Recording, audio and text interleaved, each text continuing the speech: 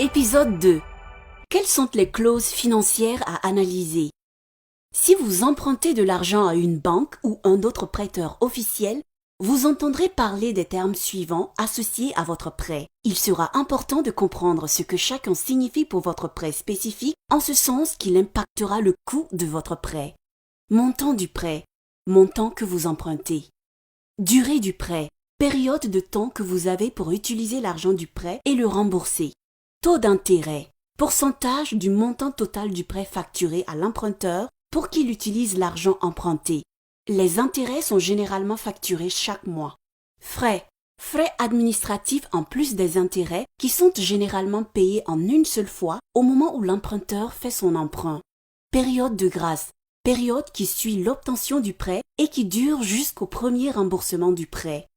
Échéancier de remboursement, fréquence des remboursements du prêt, par exemple hebdomadaire, mensuel, annuel. Pour choisir rationnellement son prêteur, il est utile de considérer toutes les dépenses y relatives.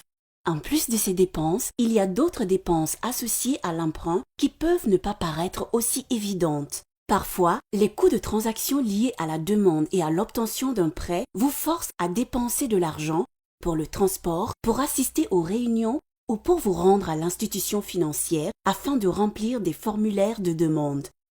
Ces activités peuvent vous éloigner de votre lieu de travail, vous forcer à la fermer ou à embaucher quelqu'un pour garder la boutique pendant que vous êtes parti. Bien que ces coûts indirects supplémentaires puissent ne pas faire partie du remboursement en espèces du prêt, ils sont réels et doivent être considérés lorsqu'on veut choisir un prêteur. Exercez-vous. Listez les différents coûts liés au prêt de Sonia et à celui de Carmen ci-dessous. Histoire de Sonia. Sonia a un prêt de 500 000 francs CFA de son institution de crédit. Chaque jeudi matin, elle ferme son magasin et se rend à la réunion de son institution en descendant la rue vers le bureau de l'institution. Là, elle y fait son remboursement de prêt qui inclut le principal, les intérêts de 2% et l'assurance de 1% par mois. Elle fait aussi son dépôt requis d'épargne de 5 000 francs CFA. Histoire de Carmen. Carmen a un prêt de 500 000 francs CFA d'une institution de prêt différente. Elle assiste à une réunion obligatoire de son groupe d'emprunteurs une fois par mois. Parce que la réunion se trouve loin de son magasin, elle prend un petit bus pour faire l'aller-retour.